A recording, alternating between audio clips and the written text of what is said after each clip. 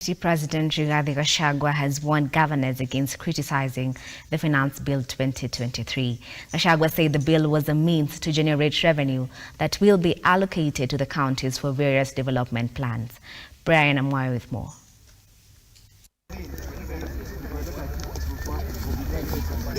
As the push and pull on revenue allocation between the national government and counties continue, Deputy President Rigathi Gachagua has called on governors to support the Finance Bill 2023, saying it will help in collecting revenue that will be used to finance counties. That all the current expenditure will be made from our own revenue.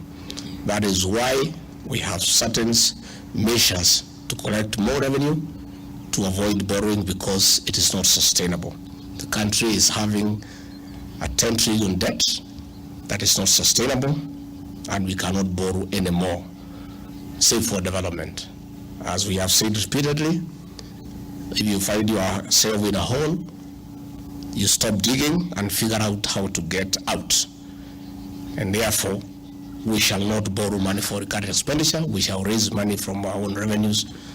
And I'm sure the governors have exercised understanding. It is in that spirit that I've also asked them to consider and to appreciate that they are in the same boat with the national government in matters revenue collection. Speaking on Monday after the 20th Intergovernmental Budget and Economic Council in Karen, Nairobi, the second in command added that the county bosses should be on the same side as the national government on revenue collection.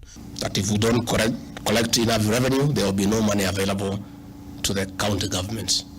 So we have requested them, even as others criticize measures that have been taken in the finance bill, the governors should be cautious of joining the choir, because if we don't collect enough revenue, they are the ones who will be having a problem, because there will be no money for disbursement. Gachagua said the state was not going to borrow money for expenditure.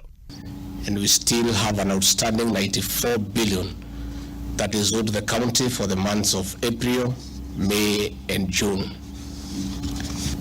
We have explained to the governors the strain that the National Treasury is undergoing, and they have understood, and after lengthy negotiations we have agreed that the National Treasury will disburse by the end of this week monies owed to the counties for the month of April. We have further agreed that by 19th of June the money owed to the counties for the month of May will be disbursed.